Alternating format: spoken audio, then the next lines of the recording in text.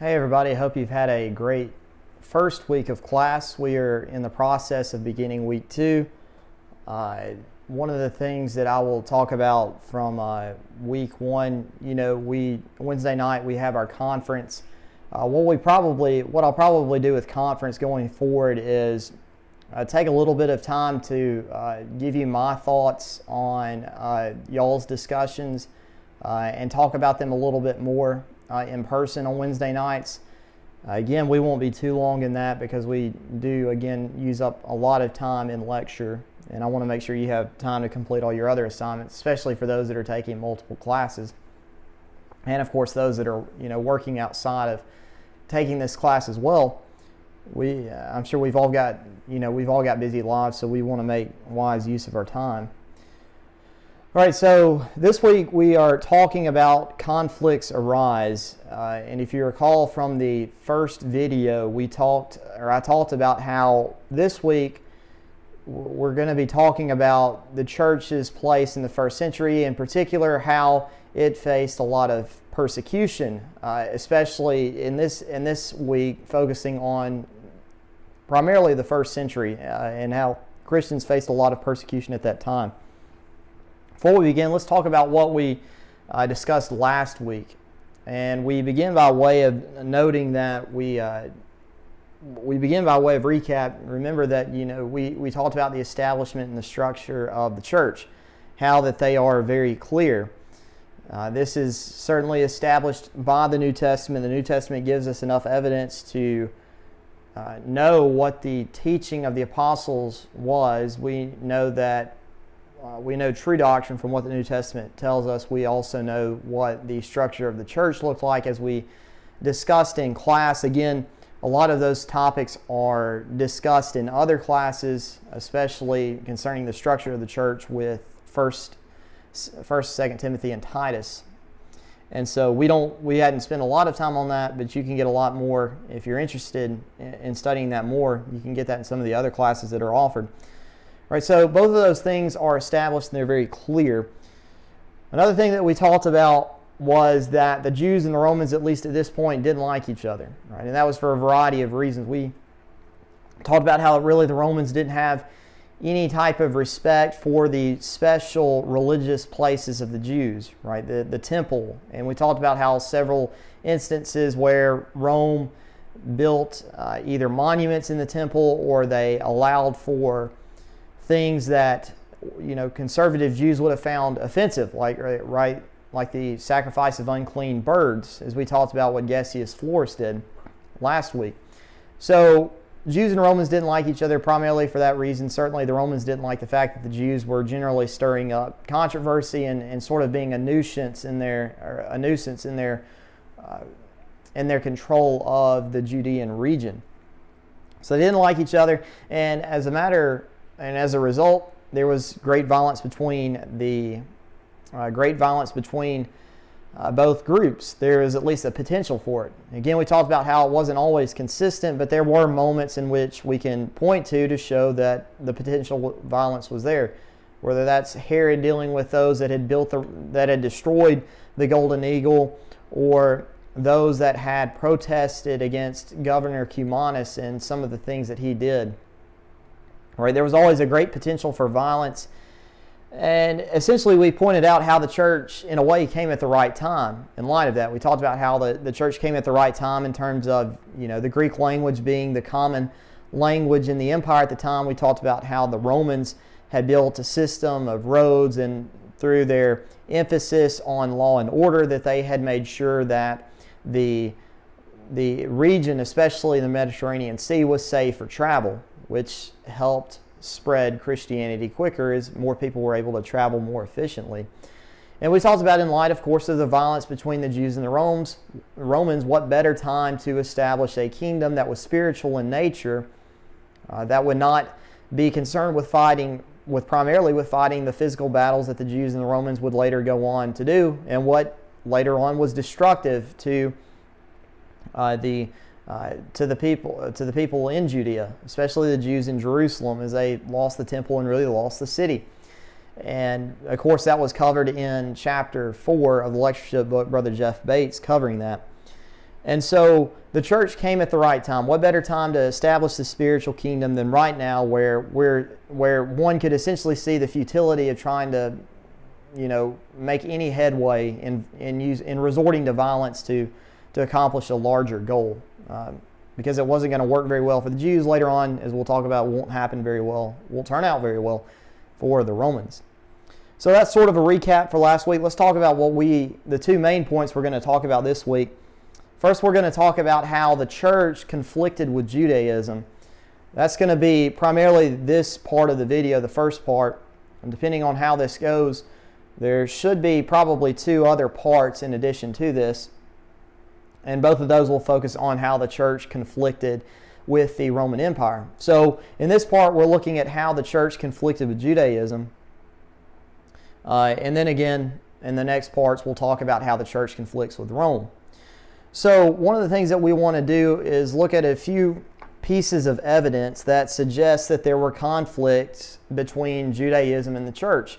And if we've studied the New Testament very well, we know that there are a lot of instances in the New Testament where the Jews and the church were at odds with one another.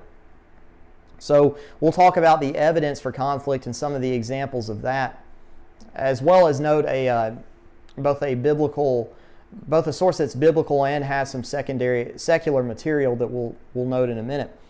We'll also talk about the reasons for conflict, and we'll look at this from the perspective of the Jewish people and the Jewish leaders, those that remained faithful to Judaism.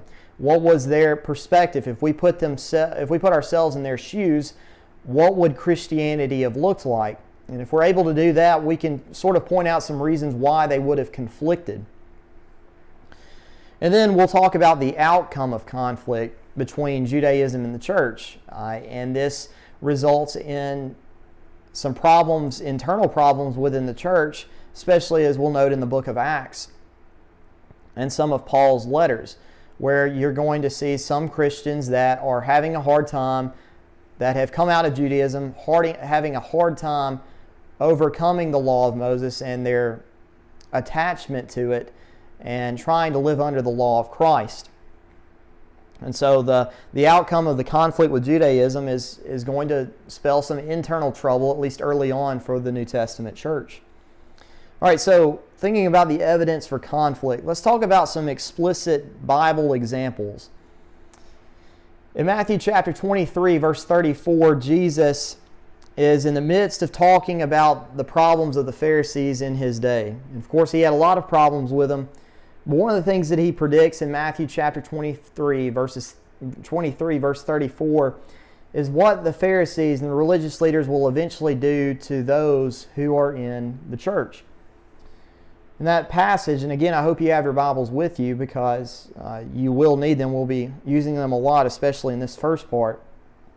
Matthew chapter 23, verse 34, Jesus said, "Wherefore, behold, I send unto you prophets and wise men and scribes, and some of them ye shall kill and crucify, and some of them shall ye scourge in your synagogues and persecute them from city to city."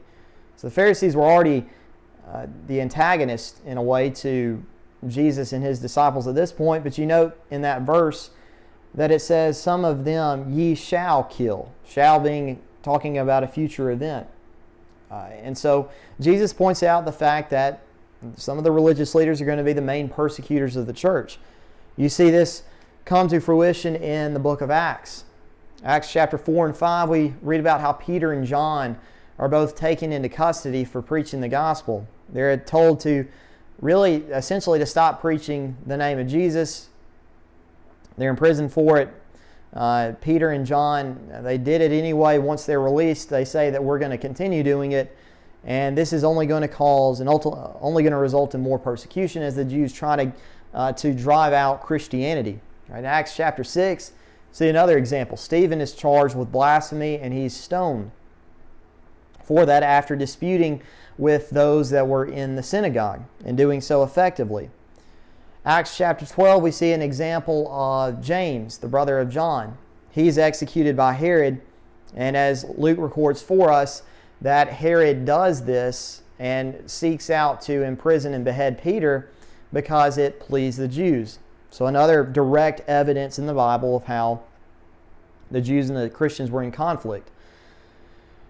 Then Acts chapter 17, Paul goes to the city of Thessalonica. He's teaching there at first in the synagogue, and Luke records for us that some of the Jews did believe, but a lot of the Jews were unbelieving. They didn't. And so they decide to drive Paul out by force. And he leaves and he goes into Berea. And while he's in Berea, those same Jews from Thessalonica come down to the city of Berea, and they push him out of Berea to try to get him to stop from preaching the gospel. And so, again, another direct evidence that Judaism and Christianity were in conflict with one another. And there are a lot of other examples that we could look at. This is the final one. Think about Acts chapter 21. Paul's talking about a potential trip to Jerusalem. If you have your Bibles, turn to Acts chapter 21. Because Paul does note in this passage the fact that there's a very strong likelihood that he will be killed. Acts 21 verse 13, Paul says to those that he's talking to in this passage, "What mean ye to weep and to break mine heart? For I am ready not to be bound only, but also to die at Jerusalem for the name of the Lord Jesus."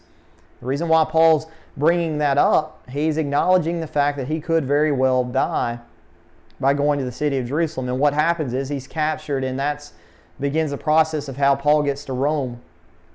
Paul being tried before different men.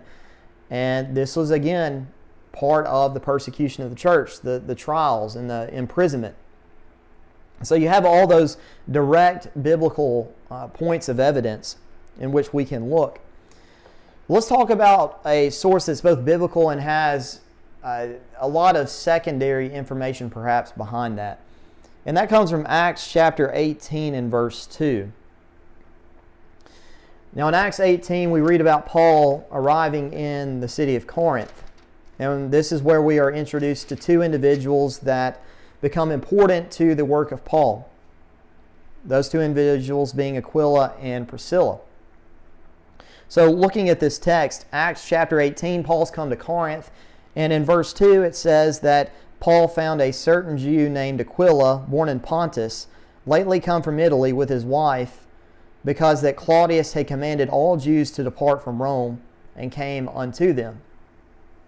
So Aquila and Priscilla, they've recently moved from Rome, and essentially that's all that the Bible says about this, that Claudius had commanded the Jews to depart from Rome. And we might think in our minds, well, why did Aquila and Priscilla have to leave? Because after all, they were Christians. Part of the answer we'll discuss in another part of this week's lecture. But we do want to deal with this at this point. You know, why was Aquila and Priscilla, why were they both, why does Luke mention that they left Rome in connection with Claudius commanding the Jews to leave the city? Well, let's talk about the secular context or the historical context behind this passage. On one note, one of the things that we point out, or one of the things that we discover as we read other historical records, is that the Jewish expulsion from Rome, this is not the first time that this has happened. It happened back in 139 BC, and it happened under the reign of, I believe, Tiberius in AD 19. And on both of these occasions, the Jews were apparently driven out because of their, well, we might say their fervent efforts to proselytize the Roman citizens. And the Roman Empire didn't necessarily take too kindly to that. They didn't necessarily have a problem with the Jews observing their religion, at least to themselves, but going out and proselytizing other people, that's a different story. So they were driven out. But also during the time of Claudius, who was, again, the Roman emperor that Luke mentions there, at the beginning of his reign, there's another Roman writer named Cassius Dio, and I don't have that on the screen, but if you want the spelling of that, that is Cassius, Cassius, and then Dio is Dio, Dio. Well, Cassius Dio noted that at the beginning of Claudius' reign, he had actually temporarily barred or forbid Jewish religious gatherings for a time being. So this is not Claudius' first encounter with the Jews. But according to the Roman historian Suetonius, who lived in the 2nd century, he talks about this a little bit, about why this encounter happened, or he gives a little bit of an explanation about why this has happened. Who talks about this in a biographical work called The 12 Caesars. He stated about this event, since the Jews made constant disturbances at the instigation of Chrestus, he expelled them from Rome. Now, think about the name Chrestus, C-H-R-E-S-T-U-S, there on your screen. That's more than likely a reference to Christ. And the point being here is that, or the implication given to us is that the Jews had brought up problems with Christians because of how Christians are constantly talking about Jesus and trying to convert the Jews to Christianity. And the implication is that constantly bringing up this problem to the Roman emperor essentially made him sort of tired of dealing with this problem. And so his solution was, well, we're going to send all the Jews out of Rome. And as we'll talk about later on in this lecture, the Roman Empire had a hard time distinguishing between Jews and Christians early on. So in order to get rid of the problem, the Roman Emperor says, well, we'll just get rid of the Jews altogether, and that way we drive out these Christians as well. And this helps explain why Aquila and Priscilla have arrived in Corinth at the time, because of Jewish opposition to Christianity and getting them out of the city of Rome. So that might be an example we're not quite as familiar with, but looking at secular history, it sort of provides some details that we may not have in the Bible. All right, so let's talk about the reasons for conflict. And there are a number of questions that we want to address with this. First of all, when we think about the reasons for conflict, think about this question again from the perspective of the Jews. Can we tolerate these people? Can we tolerate these Christians that are now teaching a relatively new doctrine, apparently? Can we tolerate them? Well, let's think about this in the perspective of the Jews again. You know, there are a lot of other different Jewish sects, and to a certain degree we can get along with one another even if we have our disagreements. We don't have to drive them out we don't have to enforce persecution on them. Right? We don't see this in the New Testament where, at least at this point, where you've got explicit references to, say, the Pharisees afflicting and oppressing the Sadducees. We know that they get into arguments, but we don't see them specifically persecuting one another, per se. So, can we treat Christians as just one of these other sects of Judaism who we might disagree with, but we can sort of tolerate them to an extent? Well, let's keep in mind what the first of the 10 Commandments said, right? Thou shalt have no other God before me. Very clear, very well understood. Certainly we understand that as well as Christians. But keep in mind that we're thinking about this from the perspective of the Jews. Think about how they would have responded to the claims of Jesus being the Son of God. John chapter 3 verse 18, Jesus is very direct in this. He says that He is the Son of God. Again, let me flip over to that passage. John 3 verse 18, He that believeth on Him is not condemned, but he that believeth not is condemned. He that believeth on Him is not condemned, but he that believeth not is condemned already, because he hath not believed in the name of the only begotten Son of God. That's Jesus saying that He is the Son of God. So Jesus openly called Himself the Son of God. He bore the resemblance of God. He was made He is not that He was made, but He is of the same substance as God. He's equal with Him in terms of being deity. But at the same time, think about what the apostles and what some of the other New Testament writers said about Jesus as well. In John's letter, John chapter 1 verse 34, John in his introduction says, I saw and bear record that this is the Son of God, a reference to Jesus. Later on, he concludes the book with the same message. John chapter 20, verse 31, towards the end of the book, John says, many other signs truly did Jesus in the presence of His disciples, which are not written in this book, but these are written that ye might believe that Jesus is the Son of God, that Jesus is the Christ, the Son of God, and that believing ye might have life through His name. So that's very well established that Jesus was the Son of God, that He is deity, essentially. But look at how the Jews responded to those claims, both in the gospel accounts and what the rest of the New Testament records. John chapter 10, verse 33. Jesus here again is talking about how He and the Father are one, that they're the same. John chapter 10, verse 31, after He says this, John records that the Jews took up stones again to stone Him. Jesus answered them, "Many good works have I showed you from my Father. For which of those works do you stone me?" Now know verse 33. The Jews answered Him, saying, "For a good work we stone thee not, but for blasphemy, because that thou, being a man, makest thyself God." In other words, in their mind, Jesus has violated the first commandment. Thou shalt have no other God before me. Well, Jesus is calling Himself God, and so His followers are putting Him on the same level as Jehovah, which is something that you cannot do, at least in the minds of how the Jews think about the first of the Ten Commandments. Think about Acts chapter 6, verse 11. Stephen, of course, again, being in that passage, he's talking to those in the synagogue. And note what the opponents of Jesus, or the opponents of Stephen, say. It says that then they suborned men, or they hired men, which said, "We have heard him speak blasphemous words against Moses and against God."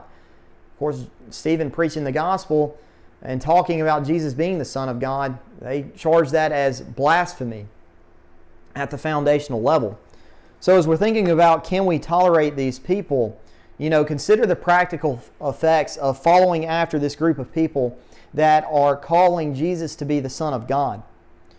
Right? They are more dangerous than other sects. Whereas the Pharisees and the Sadducees have their disagreements, they both acknowledge that there was only one God, there was only Jehovah. Even though the Sadducees didn't keep all of the Old Testament like the Pharisees did, they both could agree that Jehovah was only God. They didn't bring into this consideration about Jesus potentially being God as well. But Christians are doing that very thing. So how can we tolerate them? Might be the mindset. You think about how rapidly Christianity was spreading. As they're going from city to city, they're baptizing and making converts. This means that in the minds of the Jewish religious leaders, a lot of faithful Jews are being led astray by this heresy. And so we cannot allow all these people to be led away. At the same time, they bring up the question. We might bring up the question from the perspective of the Jews. These people that are converting to Christianity, are they going to continue to observe the important Jewish holidays and the important feast days? Are they going to continue to make their contributions to the temple if they're following after Christianity? Because if they're not, that could pose a danger for the Jewish people, because they're being led away by what the Jewish religious leaders perceive to be a heresy. But also consider the implications about this. If we tolerate these Christians, right? What has history taught us about idolatry? Again, the Old Testament reiterated the theme that whenever you committed idolatry, you were displeased with God. That's why they were in captivity.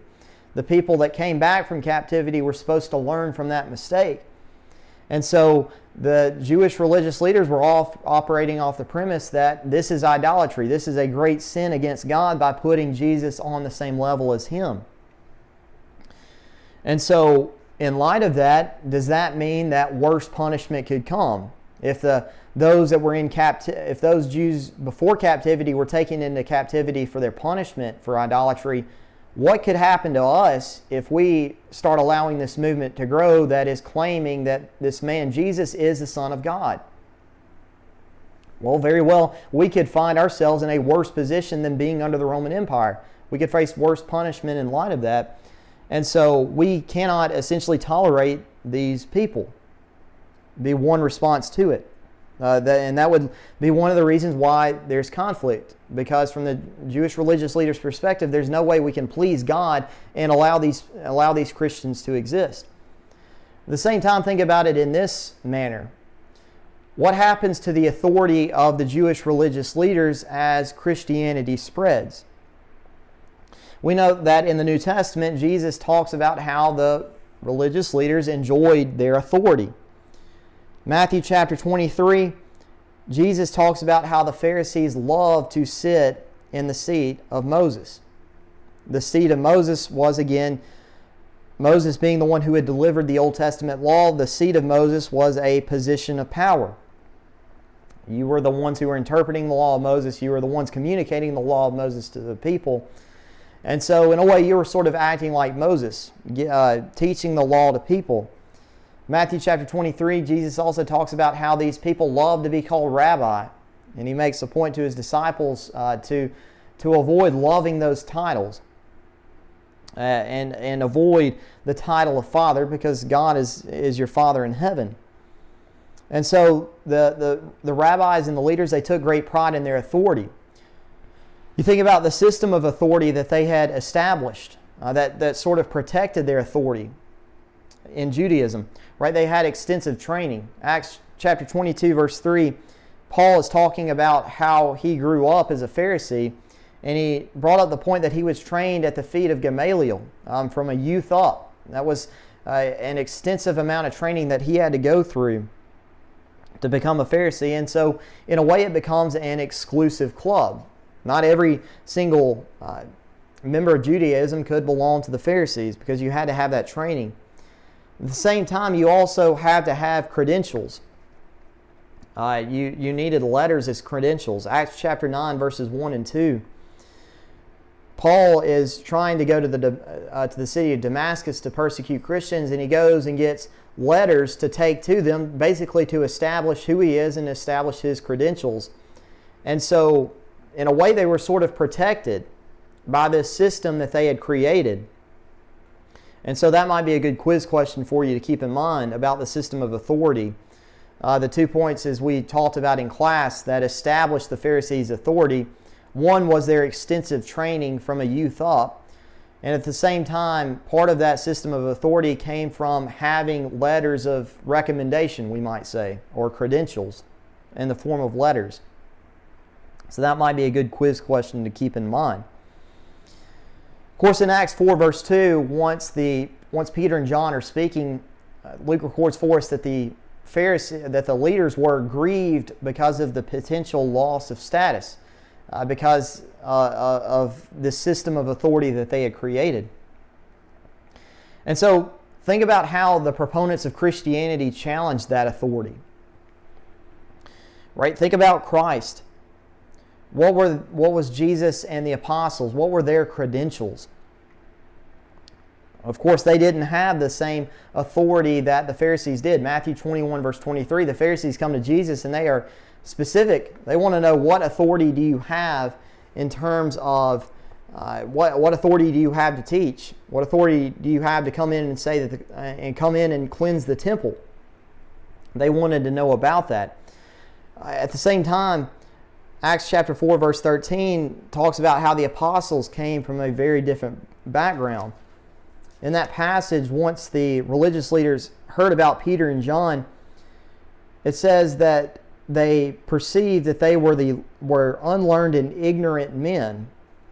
They marveled and they took knowledge of them that they had been with Jesus. So the apostles, those that spoke on the day of Pentecost, and many of the teachers in the New Testament didn't have the same credentials as the Pharisees. And so they were challenging that system. And this really came to a head in the example of how Stephen, for instance, was able to debate against Jewish religious leaders. They could not contend with the wisdom that he spoke. And so this was a threat to their system of authority. These unlearned, ignorant men, in their mind, were able to effectively debate with them with the same material. Because the Pharisees rested in the law of Moses, so did the early New Testament church before, the accounts of the gospel, before the letters are written. They relied on the scripture. Mark chapter 12 verse 24, you read about how Jesus used the scriptures to reason. Acts 17 verse 2, Paul is in Thessalonica and he goes into the synagogue and reasons from the scriptures. They're using the exact same material. So the Pharisees who had been trained in this material, who had this system of authority, were now being essentially outclassed by these individuals who were unlearned, ignorant men who did not have the same credentials as them. And so they posed a direct threat to their authority. So Paul's statements ring true in Philippians chapter 3, where Paul essentially says that the authoritative system of the Jewish religious leaders at this point is now irrelevant. So Philippians chapter 3, Paul is talking about his past experiences under the law of Moses. And he talks about what he considered to be advantages under the law of Moses. That he was of the tribe of Benjamin, a Hebrew of the Hebrews. He was a very zealous man through his persecution of the church. But in verse 7 he says about those things, "But what things were gained to me, those I counted loss for Christ. Yea, doubtless, and I count all things but loss for the excellency of the knowledge of Christ Jesus my Lord, for whom I have suffered the loss of all things, and do count them but dung or garbage, that I may win Christ." So Paul's saying there that all those advantages that he had as a Pharisee at this point, they're all worthless because they don't bring you into contact with Christ. And so the implication being is that that authoritative system that the Jewish religious leaders relied on at this point has now become garbage. It doesn't bring any profitability. So now Christians are in attack on the religious leaders' authority. That becomes another source of conflict, why they're at odds with one another. And so to maintain power, the religious leaders decide Christians need to be removed. Also consider this. What's going to happen to the law of Moses? What will happen to the law of Moses? In essence, the law of Moses was essentially how the Israelites were expected to behave. At this point, those in Judea that claimed to be followers of the law of Moses, they had to rely on the law to know what God wanted them to do. So they had great trust in the law of Moses. Deuteronomy chapter 6 verse 3, Moses is telling the people of Israel as they're about to go into the land of Canaan to essentially follow the law of Moses, that it may be well with thee, that it benefits the nation by following after this new law that God had given man. And so that's really all that they had ever known. And sometimes it's hard to break away from things and break away from positions that we've held to our entire life, but now have come under attack. And in the case of the Jews, this is something that they needed to change away from in terms of following after the law of Christ. So, thinking about the law of Moses, again, it was all they had ever known. But at the same time, think about what the statements were made by the New Testament writers and the statements made by Christ in regard to the law of Moses. Right? Matthew chapter 5 verse 17. Jesus said he came not to destroy the law but to fulfill the law. Now we of course understand what the idea of fulfilling the law is. It means he came to finish the law, or that he would finally live up to the standards that were set by the law of Moses and be a completely perfect and be a completely righteous man in the sight of God. But in the minds of the Jews, what that signified, or what that, for those Jewish religious leaders, what that demonstrated was that the law of Moses was going to come to an end. Something that they had known all their lives was about to come to an end. And for a lot of them, they really couldn't wrestle with that idea. What will happen to the law of Moses? Of course, think about what Paul said in Galatians chapter 3.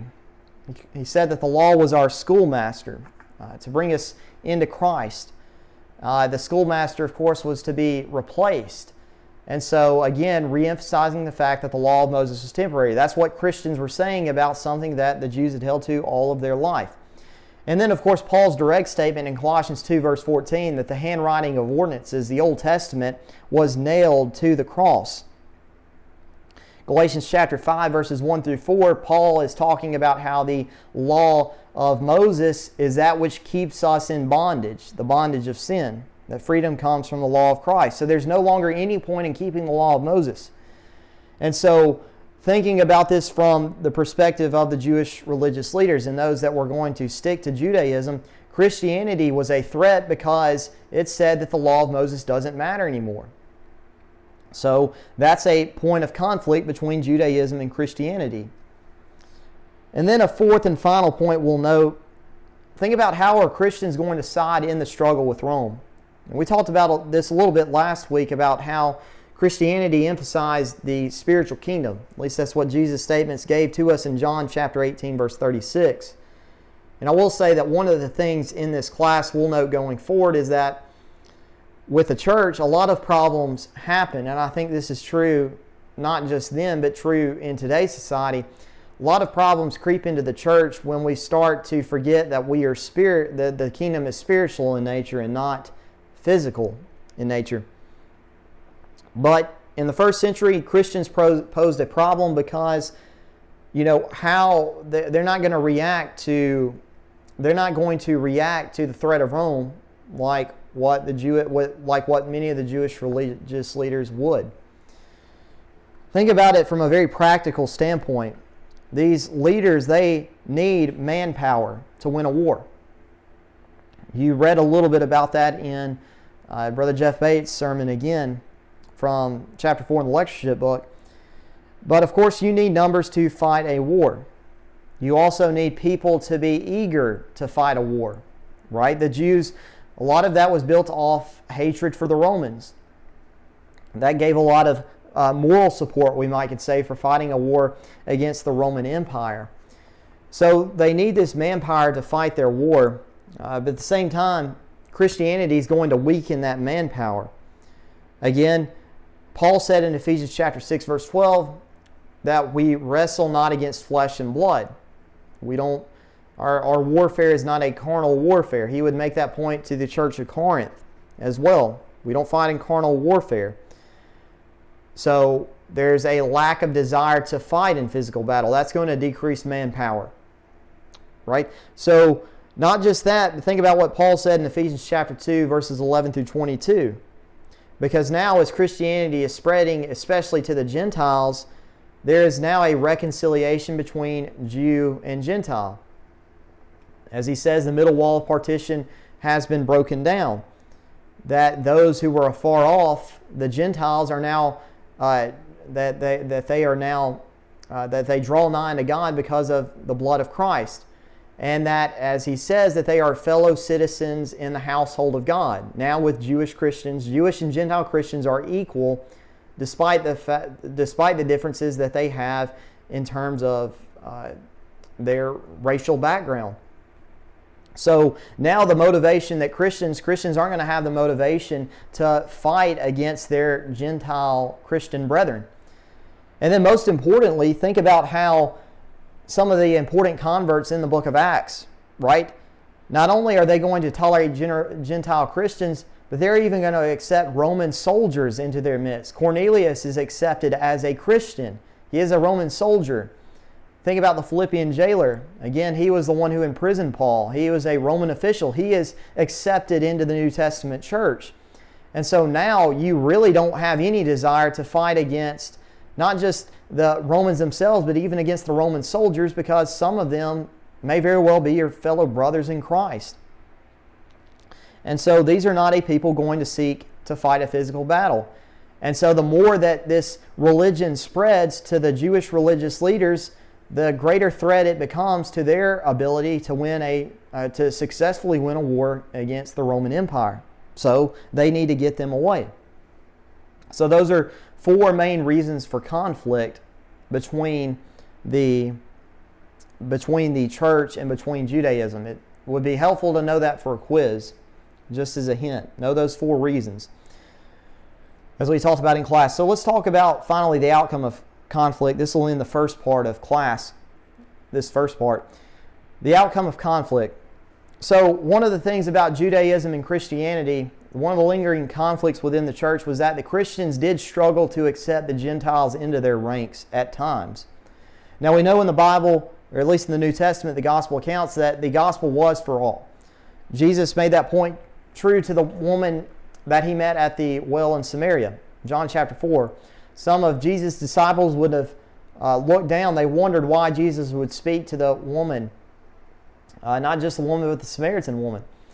But Jesus talks about how that it was through him that all would have access to salvation. That wasn't just to his disciples, that was available to the Samaritans. Think about in Mark chapter 7. Mark chapter 7, where Jesus meets the Canaanite woman, and even she is commended for her faith. And so Jesus was accepting of the Gentiles. Even though he primarily preached to the house of Israel, he did note the faith of the Gentiles.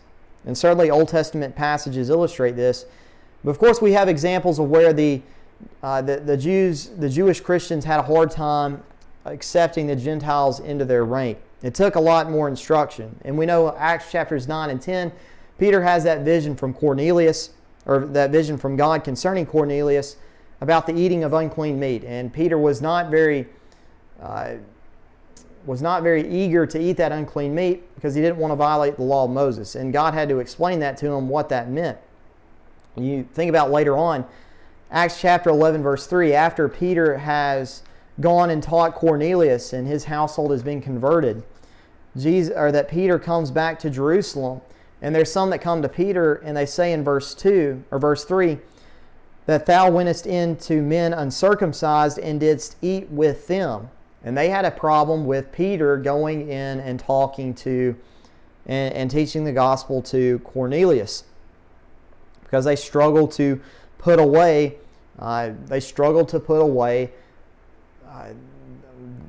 what we could say that racial animosity against the Gentile Christians early on. Of course, Paul, of course, in Galatians 2 had to rebuke Peter for this. And so they had a problem accepting Gentiles into their ranks. But not just that, Christians also had a tough time dealing with or putting away the law of Moses, finally getting rid of it. We know in Acts chapter 15 that in Jerusalem, Paul and Barnabas return to Jerusalem, and you've got a sect of the Pharisees trying to enforce on Christians that Gentile converts need to observe the law of Moses. And they're rather effective at this, at least, because there's a little bit of a question about what to do here. And they ultimately will come to a decision on that they don't have to abide by circumcision. They don't have to observe circumcision. But that was a lingering issue within the church. And Paul in his letters will address several congregations concerning this. It was a widespread problem because of the number of congregations Paul had to address this with. He addresses this with the church in Corinth, 1 Corinthians chapter 7. The churches in Galatia, he brings that up in Galatians 5. And Paul also addresses this with the church in Rome, in Romans chapter 2, about the potential for some to try to enforce circumcision on Gentile converts when that wasn't to be the case. And Paul points out how dangerous of a problem this was in Titus chapter 1, verses 10 through 14. Give me a minute and I'll turn over there. Paul again addressing a younger preacher in Titus who has been sent to Crete to work there. And note who Paul warns Titus about.